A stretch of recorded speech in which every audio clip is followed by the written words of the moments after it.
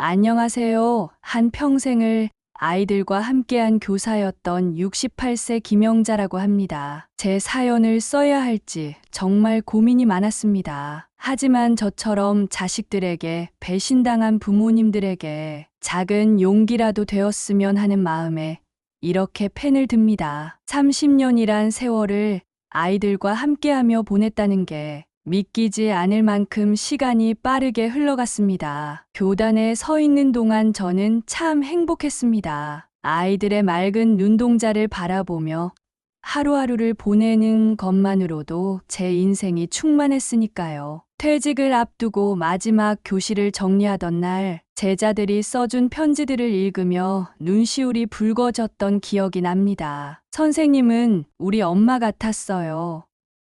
선생님 덕분에 공부가 재미있어졌어요. 커서도 선생님 같은 어른이 되고 싶어요. 그 진심 어린 글귀들이 제 가슴 속에 깊이 새겨져 있습니다. 교직 생활을 하면서 저는 취미 하나를 가졌습니다. 바로 중국어였죠. 처음에는 단순한 호기심으로 시작했습니다. 우리 반에 중국에서 온 전학생이 있었는데 그 아이와 더 깊이 소통하고 싶은 마음에 중국어 공부의 시작이었습니다. 하루에 단어 20개씩 외우고 점심시간마다 중국어 드라마를 보며 회화 실력을 키웠죠. 어느새 제 중국어 실력은 원어민 수준에 이르렀고 이제는 중국 드라마를 자막 없이 보는 것은 물론이고 중국 문학 작품도 원서로 읽을 수 있게 되었습니다. 당시에는 이 실력이 제 인생에서 어떤 의미를 가지게 될지 전혀 알지 못했습니다. 그저 순수한 즐거움으로 시작한 공부였을 뿐이니까요. 30년간의 교직 생활 동안 저는 검소하고 알뜰하게 살았습니다. 남편과 사별한 후에도 흔들리지 않고 묵묵히 제 길을 걸어왔죠. 그렇게 모은 퇴직금이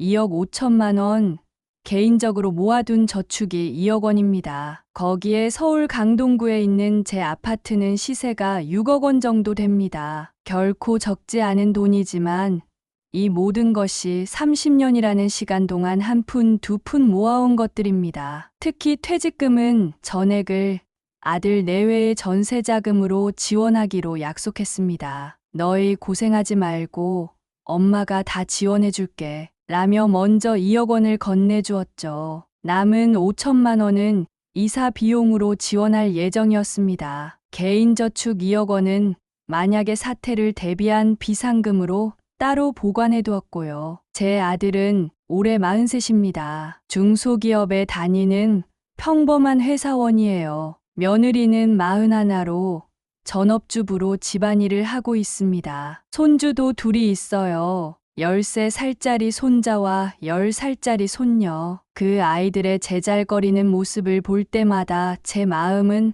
항상 따뜻해졌답니다. 퇴직을 하고 나서 저는 여유로운 노후를 꿈꾸고 있었습니다. 아들 내외에게 도움도 되고 손주들과도 더 많은 시간을 보내면서 평화로운 일상을 보내고 싶었습니다. 하지만 제가 어찌 알았겠습니까? 제가 그토록 사랑하고 아끼던 가족들이 제 모든 것을 빼앗으려는 계획을 세우고 있었다는 사실을. 그때만 해도 저는 순진하게도 모든 게 평화롭게 잘 풀릴 거라고 생각했습니다. 2억 원을 건네준 날 아들과 며느리는 눈물을 글썽이며 절을 했습니다. 어머니, 정말 감사합니다. 평생 잊지 않겠습니다. 그 말을 들으며 저는 가슴이 뭉클했습니다. 제가 번 돈으로 아들 내외가 좀 더 나은 삶을 살 수 있다는 생각에 기뻤거든요. 하지만 그들의 눈물과 감사 인사는 모두 거짓이었다는 걸 그때 저는 전혀 알지 못했습니다. 돈이 사람의 마음을 어떻게 변화시키는지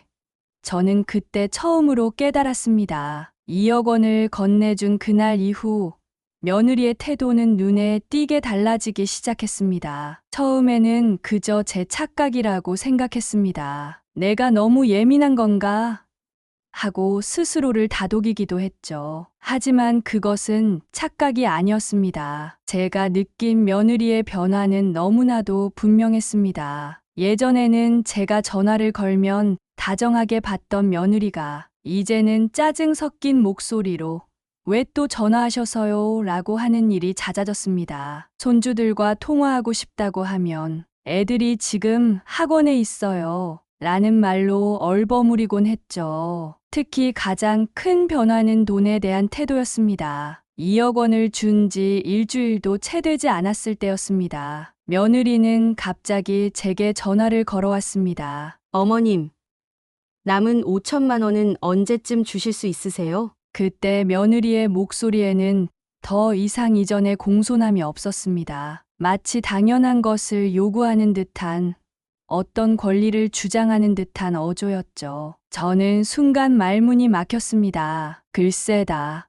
이사할 때쯤 줄 생각이었는데 제가 이렇게 대답하자 며느리의 목소리는 한층 더 날카로워졌습니다. 어머님께서 퇴직금 전액을 주신다고 하셨잖아요. 저희가 이사 계약금도 내야 하고 새 가구도 사야 해요. 그날 이후로 며느리의 독촉은 계속되었습니다. 하루가 멀다 하고 전화가 왔고 매번 돈 얘기를 꺼냈습니다. 심지어는 제가 점심을 먹고 있을 때도 잠들기 전에도 끊임없이 전화가 왔습니다. 더 이상한 것은 제가 며느리의 집에 방문했을 때 발견한 수상한 전화 통화들이었습니다. 어느 날 손주들 얼굴이나 보려고 들른 자리였습니다. 며느리는 제가 거실에 있는데 방으로 들어가 문을 닫고 통화를 했습니다. 의도치 않게 들린 말들이 제 가슴을 옥죄었습니다. 네, 거기가 평당 얼마라고요?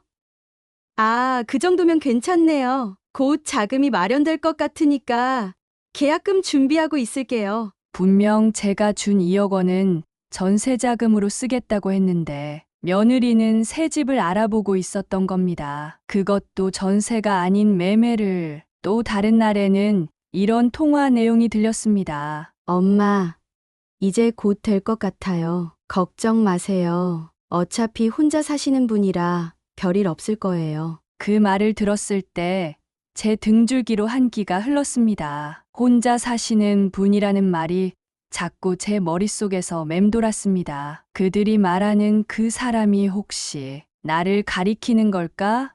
라는 생각이 들었습니다. 며느리의 수상한 행동은 여기서 그치지 않았습니다. 어느 날은 제 집에 들러 집안 구석구석을 살피더니 갑자기 제 통장과 도장이 어디 있는지 물어보는 것이었습니다. 어머님, 혹시 통장이랑 도장은 어디 보관하세요?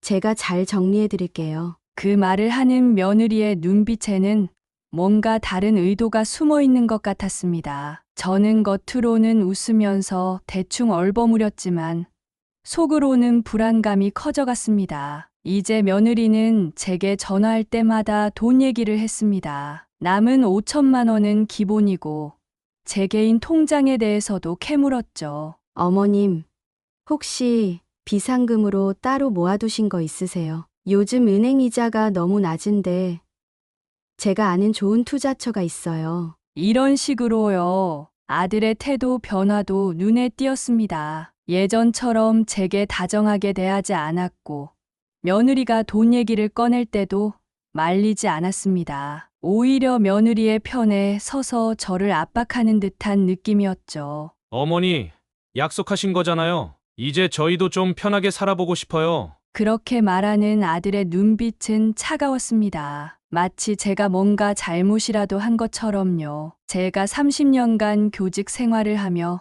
모은 돈을 마치 당연한 자신들의 몫인 양 요구하는 그들의 모습에 저는 점점 더 큰 공포를 느꼈습니다. 밤이면 자주 잠을 설쳤습니다. 며느리의 수상한 전화통화들, 아들의 차가워진 태도, 그리고 끊임없이 이어지는 돈 요구, 이 모든 것이 제 마음을 무겁게 짓눌렀습니다. 무언가 크게 잘못되어 가고 있다는 느낌이 저를 괴롭혔습니다. 하지만 이것은 시작에 불과했습니다. 제가 아직 모르고 있던 더 충격적인 진실이 저를 기다리고 있었으니까요. 며느리의 독촉 전화가 계속되던 어느 날이었습니다. 손주들이 보고 싶어 아들 집을 방문했다가 우연히 들은 대화가 있었습니다. 현관문을 열고 들어가려는 순간 안에서 들려오는 아들과 며느리의 목소리에 저는 그만 발걸음을 멈췄습니다. 어머님, 요즘 너무 의심이 많으신 것 같아요. 빨리 처리해야 할 것 같아. 알아. 나도 그렇게 생각해. 이대로 두면 돈을 다 빼돌리실지도 모르잖아. 순간 제 심장이 멎는 것만 같았습니다. 처리라니요? 빼돌린다니요? 제 귀를 의심했습니다. 하지만 이어지는 대화는 더욱 충격적이었습니다. 어머님 통장이랑 도장만 찾으면 되는데 어디 숨겨두셨는지 도통 알 수가 없네요. 괜찮아. 시간 문제야. 이제 고지야. 더는 듣고 싶지 않았습니다. 조용히 현관문을 닫고 집으로 돌아왔습니다. 그날 밤 저는 한숨도 자지 못했습니다. 제가 그토록 사랑하던 아들과 며느리가 제 재산을 노리고 있다는 사실이 도저히 믿기지 않았습니다. 하지만 이것은 시작에 불과했습니다. 며칠 뒤 더 큰 충격이 저를 기다리고 있었습니다. 아들 집 서재를 청소하다가 우연히 발견한 요양원 팸플릿들이었습니다. 처음에는 별 의미 없이 넘기려다가 팸플릿 사이에 끼워진 메모를 발견했습니다. 강제 입소 가능, 여부 확인 필요, 보호자 동의 서만으로도 입소 진행 가능한지, 입소 후 재산관리 위임장 준비, 글씨가 흔들려 보였습니다. 이것은 분명 아들의 필체였습니다. 그제야 모든 것이 맞아떨어졌습니다. 며느리가 말했던 혼자 사시는 분,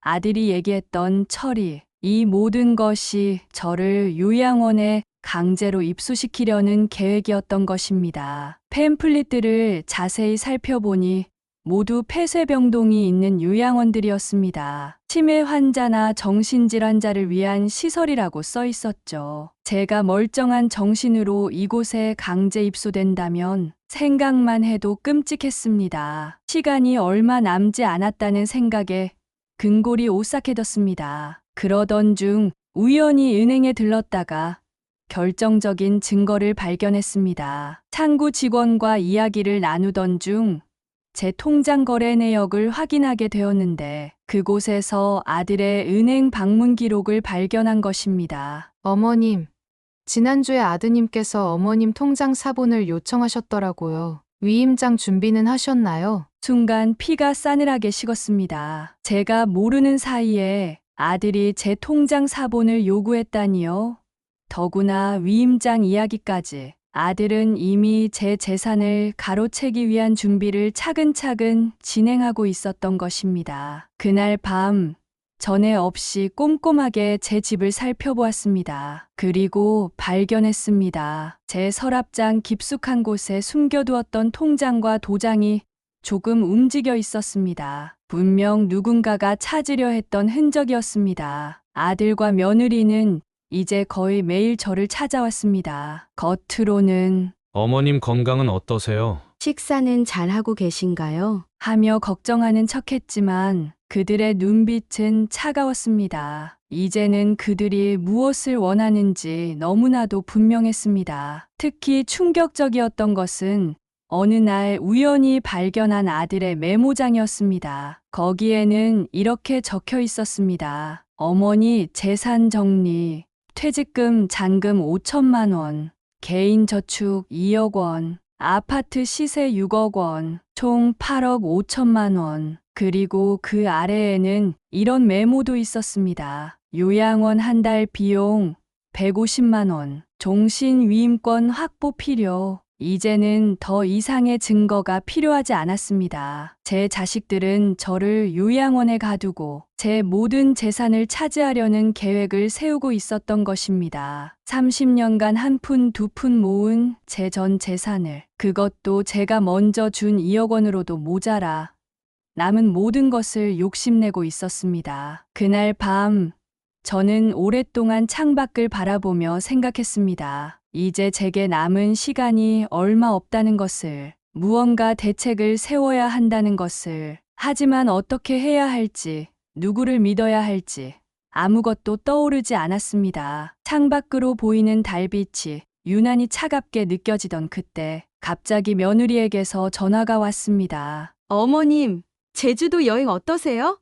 가족 여행으로요. 며느리의 제주도 여행 제안은 겉으로 보기엔 다정했습니다. 어머님, 이번에 제주도에 좋은 리조트가 있더라고요. 제가 알아보니까 공기도 좋고 경치도 너무 예쁘대요. 애들도 할머니랑 여행 가고 싶다고 하고 남은 퇴직금 얘기도 할 겸 다 같이 가족 여행 다녀오면 어떨까요? 그 말을 듣는 순간 제 등줄기로 한기가 흘렀습니다. 요양원 팸플릿을 발견한 지 얼마 지나지 않은 시점에서의 갑작스러운 여행 제안이라니. 게다가 하필 제주도라니요. 서울에서 가장 멀리 떨어진 섬이라는 점이 꺼림칙했습니다. 하지만 거절했다가는 제가 뭔가를 알고 있다는 걸 눈치챌까 두려웠습니다. 그래, 그럼 좋지. 제주도는 오랜만이구나. 출발하기 전날 아들 집에 들렀을 때였습니다. 며느리는 유난히 분주하게 짐을 꾸리고 있었습니다. 그런데 이상한 점이 눈에 띄었습니다. 4박 5일 일정인데 짐이 너무 많았던 거죠. 얘야, 짐이 많구나. 짧은 여행인데. 아, 네, 어머님. 제주도가 일교차가 크다고 해서요. 옷을 넉넉히 챙기는 거예요. 하지만 그건 핑계였습니다. 제가 잠시 화장실에 간다고 하고 며느리의 방에 들어가 보니 충격적인 광경이 펼쳐져 있었습니다. 짐가방 안에는 옷가지보다도 서류들이 더 많이 들어 있었습니다. 제주 실버케어 요양원 입소 계약서, 재산관리 위임장, 인감증명서 위임장, 그리고 가장 충격적인 것은 이미 제 도장이 찍혀 있는 백지 위임장이었습니다. 분명 제가 찍은 적 없는 도장이었습니다. 아들이 몰래 복제라도 한 걸까요? 더구나 그 요양원 소개 자료를 보니 제주도 최고의 보안시설이라는 문구가 눈에 띄었습니다. 치매 환자나 정신질환자들을 위한 특별관리 병동이라고 써 있었죠. 한번 들어가면 나올 수 없는 폐쇄병동이었습니다. 이어서 본 여행 일정표는 더욱 충격적이었습니다. 첫째 날 오전 11시 제주 도착, 성산일 출봉, 섭지코지 관광, 저녁 제주 시내 호텔 체크인, 둘째 날 오전 서귀포 이동, 오후 2시 실버케어 요양원 방문 시설 견학으로 둘러대기, 오후 3시 입소 수속, 이런 식으로 꼼꼼하게 계획이 짜여 있었고 첫째 날은 정말 관광을 하는 것처럼 꾸며놓았더군요. 아마도 제 경계심을 풀기 위한 속임수겠죠. 구석에 작게 쓰여진 메모도 보였습니다. 입소 비용, 보증금 5천만 원, 월 관리비 150만 원, 위치 서귀포시 외곽 주변 지하철역 없음, 마을버스 하루 2회 운행. 그제야 이해가 갔습니다. 그들은 저를 제주도의 외딴 요양원에 가두려는 계획을 세운 거였습니다. 서울에서 가장 멀리 떨어진 섬, 게다가 대중교통도 불편한 외딴 곳, 제가 도망치지 못하도록 완벽하게 준비를 한 것입니다. 손이 떨려왔습니다. 하지만 저는 침착함을 잃지 않으려 애썼습니다. 얘야, 나 잠깐 마트에 갔다가 집에 가서 짐 좀 마저 챙길게. 그렇게 말하고 나와서 저는 곧장 집으로 가서 고민을 했습니다. 어떻게 해야 잘 도망칠 수 있을지 잘하지도 못하는 폰으로 열심히 검색하며 계획을 세웠어요. 다음 날 아침 김포공항에서 만나기로 했습니다. 아들과 며느리는 이미 공항에 와 있었고 손주들도 들떠 보였습니다. 손주들의 순진한 미소를 보니 마음이 아팠습니다. 그 아이들은 부모가 무슨 계획을 꾸미고 있는지 전혀 모르고 있었겠죠. 제주도에 도착해서 우리는 정말 관광객처럼 이곳저곳을 다녔습니다. 성산일 출봉도 올라가고 섭지코지도 걸었죠. 손주들과 사진도 찍고 맛있는 것도 먹었습니다. 할머니, 여기 정말 예쁘죠? 내일은 더 멋진 데로 간대요. 소녀의 말에 제 마음이 찢어지는 것 같았습니다. 이게 손주들과의 마지막 시간이 될 수도 있다는 생각에. 하지만 이대로 당할 순 없었습니다. 호텔에 도착하고 나서 아들 내외는 저를 7층에 그들은 5층의 방을 잡았습니다. 어머니, 더 좋은 전망의 방을 드렸어요. 푹 쉬세요. 며느리의 말에 숨은 의도가 보였습니다. 제가 밤에 도망가지 못하게 다른 층에 배치한 거겠죠. 역시나 방에 들어가 보니 창문은 안전바가 설치되어 열리지 않았고 비상구는 제 방에서 가장 먼 곳에 있었습니다. 그날 밤 아들 내외와 손주들은 제 방에서 함께 치킨을 시켜 먹었습니다. 마치 행복한 가족처럼요. 하지만 전 이미 결심을 한 뒤였습니다. 밤 11시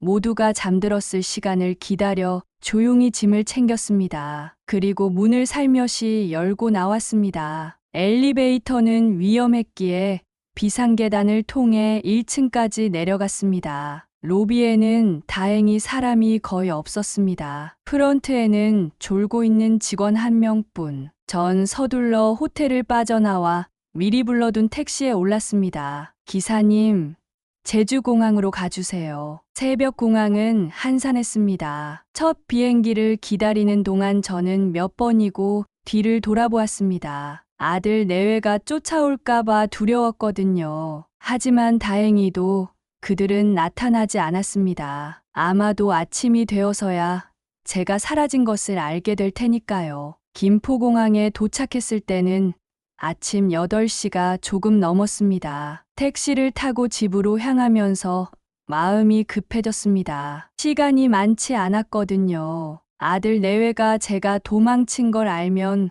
곧장 서울로 올 테고 제일 먼저 집부터 찾아올 게 뻔했으니까요. 현관문을 열고 들어서자마자 짐을 싸기 시작했습니다. 30년을 살아온 집이었지만 이제는 더 이상 안전한 공간이 아니었습니다. 우선 서랍 깊숙이 숨겨둔 통장들과 도장부터 챙겼습니다. 손이 떨려왔지만 하나하나 꼼꼼히 짐을 챙겼습니다. 평생 모아온 재산 관련 서류들, 신분증, 보험증서, 잊어버리면 안 되는 것들을 먼저 정리했습니다. 그러다 문득 책장에 꽂혀있는 앨범이 눈에 들어왔습니다. 아들이 초등학교 입학식 날 찍은 사진, 손주들의 돌잔치 사진, 한 장 한 장 넘기다 보니 눈물이 흘렀습니다. 하지만 이내 마음을 다잡았습니다. 지금은 감상에 빠질 때가 아니었으니까요. 짐을 싸는 와중에도 계속 밖의 동태를 살폈습니다. 창문 너머로 수상한 차가 서 있지는 않은지, 현관문 앞에서 누군가의 발소리가 들리지는 않는지,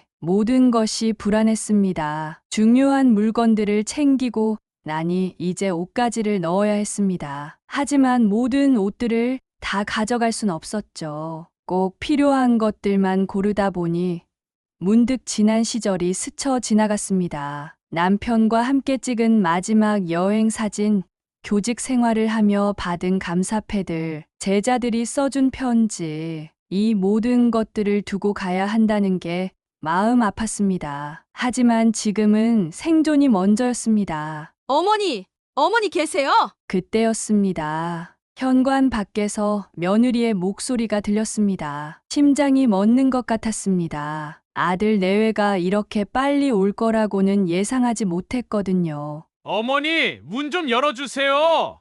제발요. 저는 조용히 숨을 죽인 채 짐을 마저 챙겼습니다. 다행히 이미 중요한 물건들은 다 모아둔 상태였습니다. 여기 아니신가? 어디 계시지? 그들의 발소리가 멀어지는 소리가 들렸습니다. 아마도 다른 곳을 찾아보러 간 것 같았습니다. 저는 그 틈을 타 재빨리 캐리어 2개를 들고 집을 빠져나왔습니다. 엘리베이터를 타면 마주칠 수 있으니 비상계단으로 향했습니다. 무거운 캐리어를 끌고 계단을 내려가는 건 쉽지 않았지만 지금은 안전하게 빠져나가는 게 우선이었습니다. 1층에 도착해서 밖을 살폈습니다. 아들의 차가 주차장에 보였습니다. 하지만 다행히도 그들은 보이지 않았습니다. 아마도 위층을 수색하고 있을 거예요. 미리 불러둔 택시가 아파트 단지 입구에서 기다리고 있었습니다. 저는 마지막으로 한번 제 집이 있는 2층을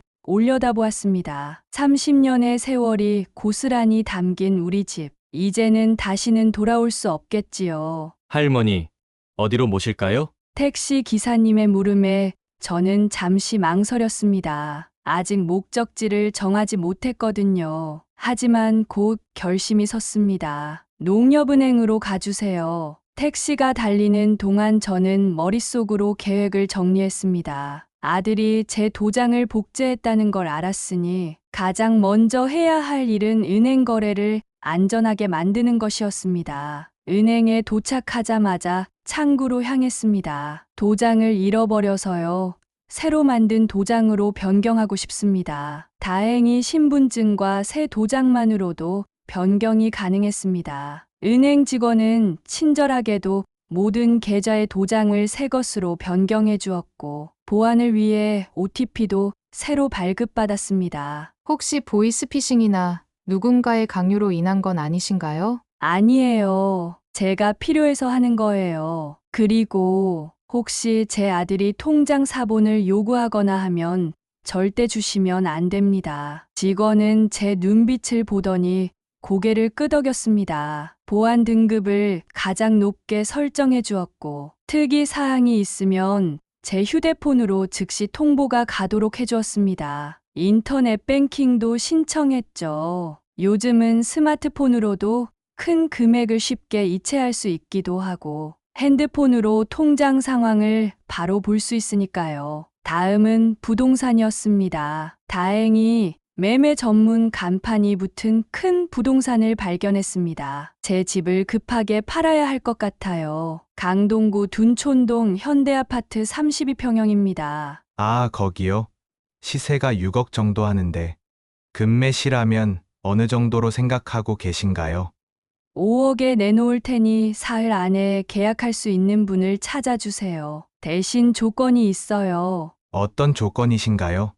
계약금은 반드시 제 계좌로 직접 이체, 그리고 중도금과 잔금도 빨리 받고 싶어요. 아, 그리고 제 아들이 찾아오더라도 절대 제가 왔다는 걸 말하면 안 됩니다. 공인중개사는 잠시 저를 바라보더니 고개를 끄덕였습니다. 아마도 제 상황을 눈치챈 것 같았습니다. 매수자는 하루 만에 나타났습니다. 시세보다 싸게 내놓은 탓에 여러 명이 관심을 보였지만 대부분은 대출이 필요하다고 했습니다. 그러다 현금으로 매수가 가능한 분이 나타났죠. 계약 당일 저는 매수자에게 부탁했습니다. 계약금은 5천만 원으로 하고 한 달 뒤에 잔금을 치르는 게 보통이지만 혹시 2주 안에 잔금 치르는 건 어떠신가요?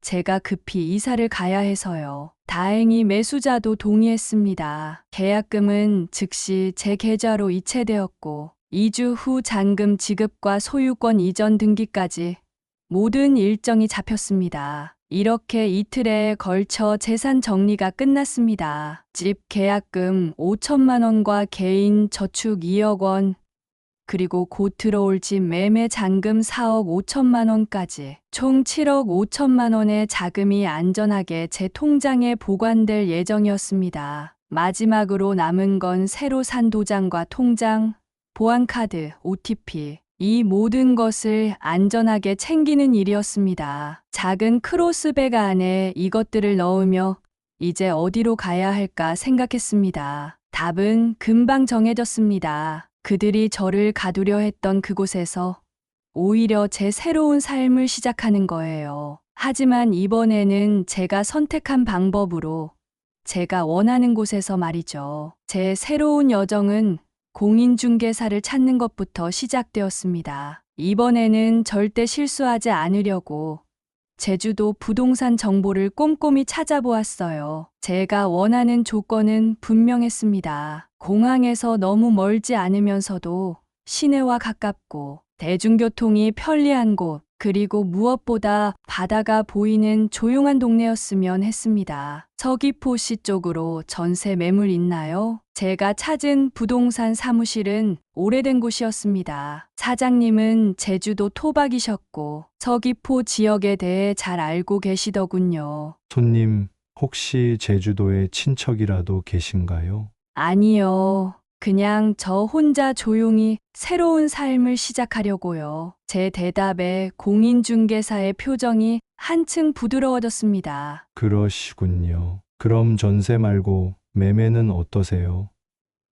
요즘 제주도는 전세가 흔치 않거든요. 하지만 저는 고개를 저었습니다. 아직은 이곳에서의 삶이 어떻게 될지 모르는데 섣불리 집을 사고 싶지 않았거든요. 그러자 공인중개사님이 한 가지 제안을 하셨습니다. 서귀포 시내 근처에 좋은 빌라가 하나 있어요. 보증금이 좀 있긴 한데 위치가 정말 좋습니다. 시내버스 정류장도 가깝고 바다도 보여요. 매일 아침 산책하시기에도 딱이실 것 같아요. 그렇게 해서 본 집은 생각보다 훨씬 좋았습니다. 32평형 빌라였는데 거실에서 바다가 내다보였고 내부도 깔끔했죠. 보증금 1억 5천만 원 서울 집값에 비하면 합리적인 것 같았습니다.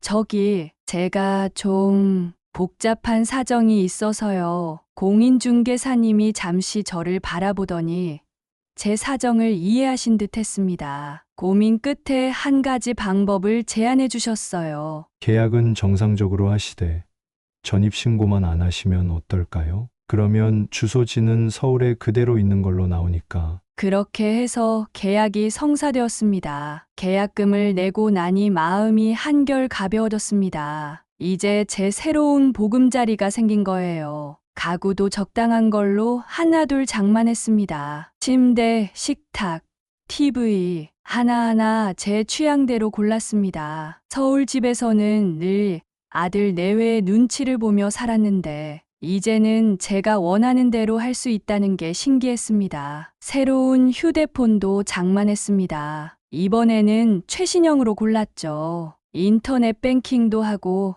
필요한 정보도 찾아볼 수 있게요. 번호도 완전히 새로 만들었습니다. 이제 아들 내외는 절대 연락할 수 없을 거예요. 통장 관리도 꼼꼼히 했습니다. 서울에서 만든 OTP로 인터넷 뱅킹을 이용해 자금을 분산시켰어요. 여러 은행에 예금을 나눠두고 수시로 필요한 자금을 쓸 수 있게 했죠. 한 달이 지나고 보니 제 수중에는 6억 원 정도가 남아 있었습니다. 이 정도 돈이면 충분해서요.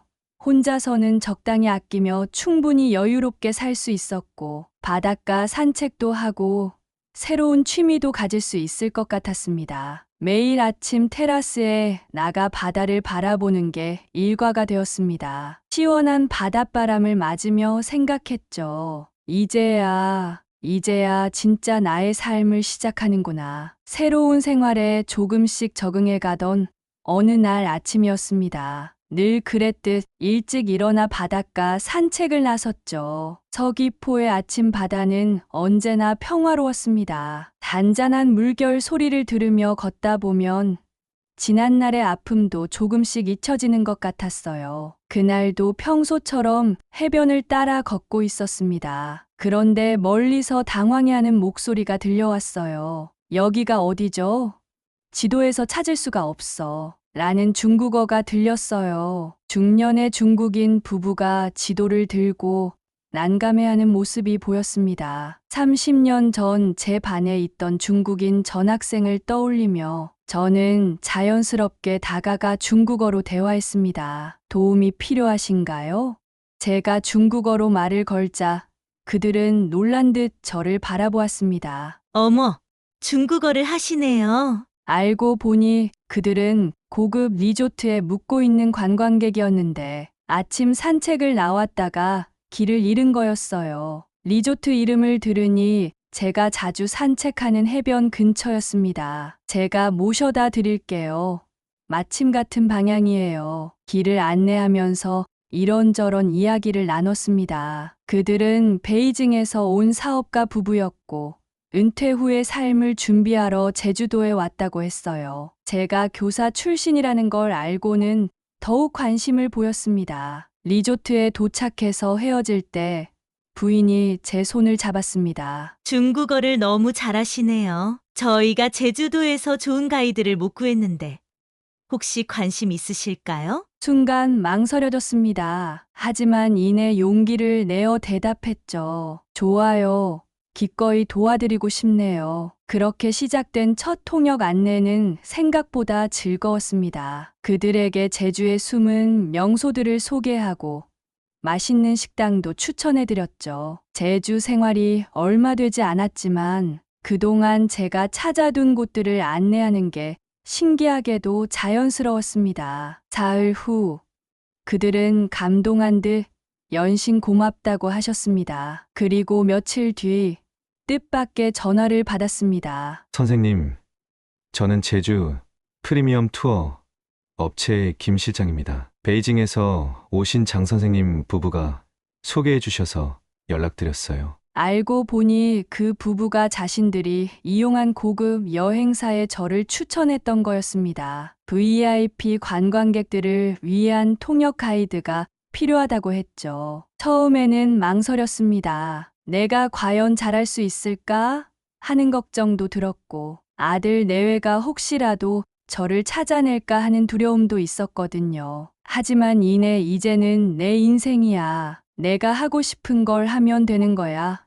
라고 마음을 고쳐먹었습니다. 첫 번째 관광객 부부의 소개로 시작된 통역 일은 예상치 못한 방향으로 발전해 갔습니다. 그들이 베이징의 지인들에게 저를 추천했고, 그 지인들이 또 다른 지인들을 소개하는 식으로 입소문이 퍼져나갔어요. 특히 제가 은퇴한 교사라는 점이 의외로 큰 장점이 되었습니다. 관광지마다 역사와 문화적 배경을 차분히 설명해드리는 제 모습이 단순한 가이드와는 다르다는 평가를 받았거든요. 어느새 저는 제주도의 VIP 관광객들 사이에서 선생님 가이드로 알려지게 되었습니다. 처음에는 한 달에 2번 정도였던 의뢰가 점점 늘어나기 시작했죠. 프리미엄 여행사들의 연락도 잦아졌습니다. 처음에는 그저 용돈벌이 정도로 생각했던 일이 어느새 괜찮은 수입을 가져다 주기 시작했습니다. VIP 관광객들을 대상으로 하다 보니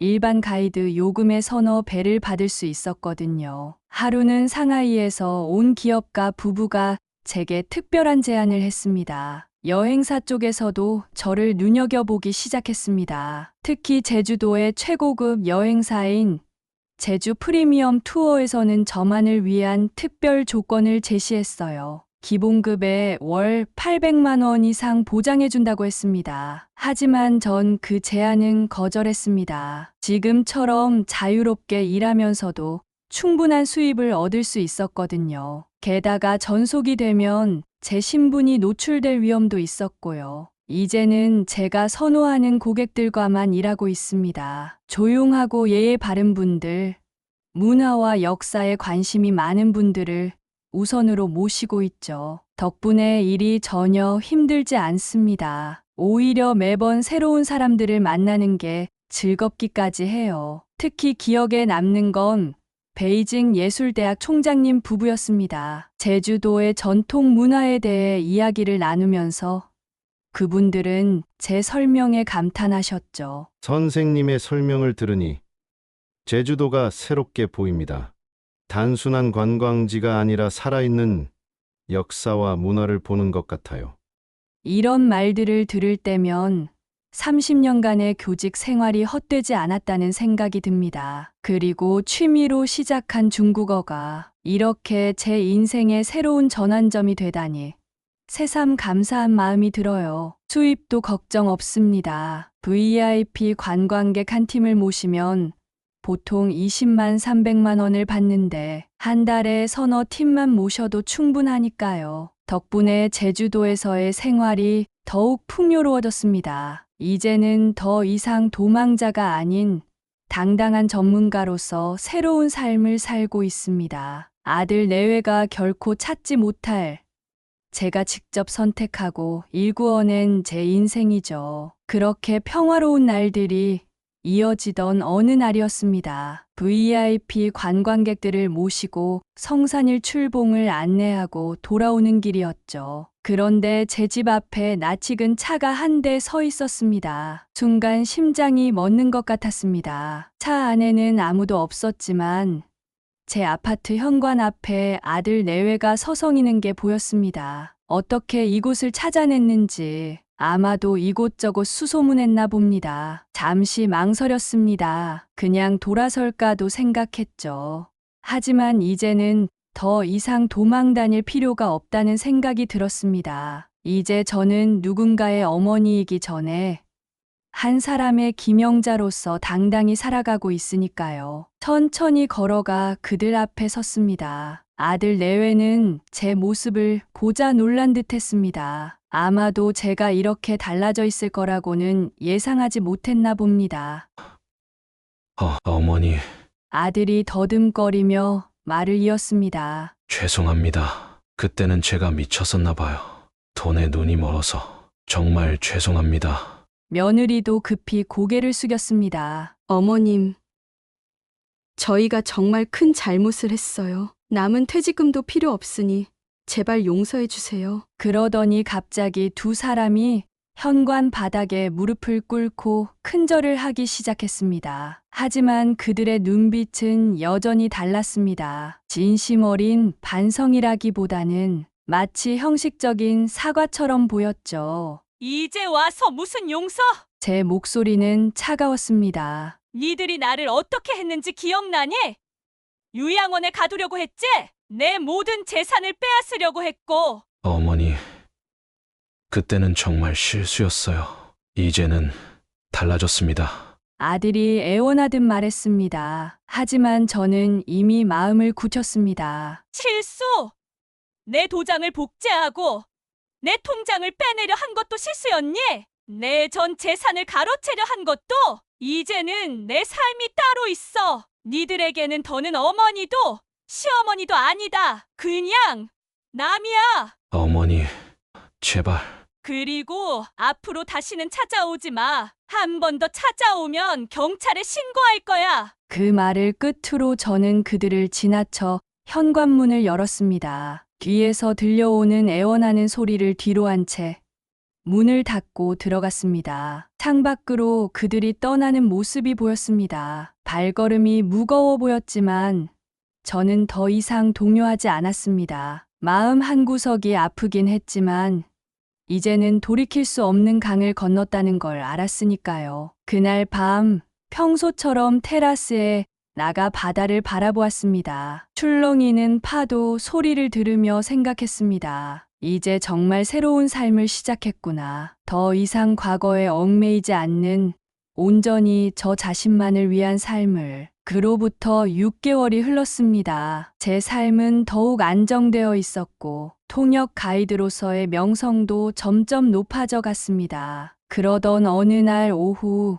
중국 관광객들을 배웅하고 집으로 돌아오는 길이었습니다. 멀리서 아들과 며느리가 보였습니다. 이번에는 손에 무언가를 들고 있었어요. 아이들 사진 앨범이었습니다. 어머니, 아들이 조심스레 말을 건넸습니다. 하지만 전 아무 말 없이 그들 앞을 지나치려 했습니다. 어머니, 아이들이 할머니를 너무 보고 싶어 해요. 며느리가 들고 있던 앨범을 펼쳤습니다. 거기엔 제 손주들의 최근 사진들이 가득했죠. 학예회에서 상을 받는 모습, 운동회에서 달리기를 하는 모습, 그리고 손주들이 직접 쓴 편지도 있었습니다. 할머니, 보고 싶어요. 언제 오세요? 저번에 할머니랑 제주도 갔을 때처럼 또 맛있는 거 먹으러 가고 싶어요. 순간 마음이 흔들렸습니다. 손주들의 모습을 보니 눈시울이 붉어지려 했죠. 하지만 그때 문득 그들이 제 모든 것을 빼앗으려 했던 순간이 떠올랐습니다. 이번엔 손주들을 볼모로 내 마음을 흔들려고 하는 거니? 아니에요, 어머니. 정말로 아이들이. 그때는 요양원에 나를 가두면서 아이들 생각은 하지 않았었니? 내가 평생 감옥 같은 곳에서 살아도 된다고 생각했잖아? 그리고 돈이 필요해서 찾아온 거 아니니? 아니면 내가 여기서 잘 살고 있다는 소문을 듣고 왔거나. 어머님, 절대 그런 게 아니에요. 저희는 정말로. 됐어. 내가 이곳에서 어떻게 살고 있는지 얼마를 벌고 있는지 그런 게 궁금해서 온 게 뻔하지. 이제는 손주들도 내 인생에선 과거가 되었어. 물론 아이들은 잘못이 없지. 하지만 니들 때문에 니들이 내 모든 것을 빼앗으려 했기 때문에 난 이제 그 아이들과도 만날 수 없게 됐어. 돈만 노리던 자식과는 이제 정말 끝이다. 다시는 찾아오지 마. 이번에는 정말 경찰에 신고할 거야. 어머니, 그리고 나 이제는 정말 행복하다. 너희들이 나를 가두려 했던 이 제주도에서 내 인생 최고의 날들을 보내고 있어. 그러니 니들이 나를 정말 생각한다면 더 이상 내 행복을 망치려 들지 말거라. 돌아서는 제 눈에서 눈물이 흘렀습니다. 하지만 그것은 슬픔의 눈물이 아닌 새로운 삶을 선택한 제 자신에 대한 자부심의 눈물이었습니다. 현관문을 닫고 들어와 창밖을 바라보았습니다. 아들 내외는 한참을 서성이다가 천천히 발걸음을 옮겼습니다. 이제야 정말 끝이구나. 그런 생각이 들었습니다. 그날 밤 책상에 앉아 손주들에게 편지를 썼습니다. 사랑하는 손주들아, 할머니가 너희를 직접 만나지 못하게 된 건 정말 안타까운 일이란다. 하지만 꼭 기억해줘. 이건 절대 너희들 때문이 아니야. 할머니는 너희를 늘 사랑하고 있단다. 너희가 더 자라서 세상을 이해할 수 있는 나이가 되면 그때는 할머니의 선택도 조금은 이해할 수 있지 않을까 싶어. 무엇보다 할머니는 너희가 부모님의 실수를 되풀이하지 않고 멋지고 따뜻한 어른으로 자라나기를 진심으로 바란단다. 갑작스러운 할머니의 부재에 많이 놀라고 속상했을 테지. 보고 싶어도 이렇게 멀리서 마음만 전해야 해서 미안하구나. 하지만 꼭 알아줘. 이 모든 것이 너희 잘못은 아니야. 할머니가 조금 늦게나마 자신의 삶을 찾기 위해 선택한 길이란다. 언젠가 너희도 알게 될 거야. 사람은 누구나 자기 삶을 살아갈 권리가 있다는 걸 말이야. 할머니는 이제야 그걸 배우고 용기를 냈단다. 부디 씩씩하게 자라주렴. 그리고 무엇보다 행복하길 바란다. 할머니는 언제나 너희를 사랑해. 할머니가 편지는 아이들이 다니는 학교로 보냈습니다. 받을 수 있을지는 모르겠어요. 하지만 집으로 보냈다가는 아들과 며느리가 아이들에게 보여주지 않을 것 같아서 그렇게 할 수밖에 없었답니다. 이제는 말할 수 있습니다. 제가 늦게나마 내린 이 선택이 결코 틀리지 않았다는 것을요. 부모로서 자식을 위해 모든 것을 희생하는 게 반드시 옳은 일만은 아니란 걸 이제야 깨달았어요. 부모도 한 사람의 인간으로서 자신의 삶을 살아갈 권리가 있으니까요. 그리고 꼭 말씀드리고 싶어요. 꿈을 포기하지 마세요. 제가 처음엔 단순한 취미로 시작했던 일이 결국 인생의 큰 전환점이 되었거든요. 무언가 배우고 싶다면 지금이라도 도전해보세요. 나이가 들었다고, 늦었다고 생각하지 마세요. 이제부터라도 자신만의 삶을 시작하는 건 결코 늦지 않았습니다. 지금 저는 비로소 진정한 제 삶을 살고 있습니다. 여러분도 할 수 있어요. 지금 이 순간부터 자신만의 행복을 찾아 나아가길 바랍니다. 저도 부모님을 모시고 있는 며느리로서 이 사연을 듣는 내내 마음이 아팠습니다. 돈 때문에 가족의 정이 무너지는 모습이 너무나 안타까웠지만 그 속에서도 당당히 새 삶을 시작하신 영자님의 모습이 참 멋지세요. 이 사연을 들으시는 부모님들, 여러분의 행복을 위해 새로운 도전을 망설이고 계시다면 꼭 시작하셨으면 좋겠습니다. 속마음 라디오 구독과 좋아요를 눌러주시면 2025년 을사년에는 복 많이 받으시길 기원하겠습니다.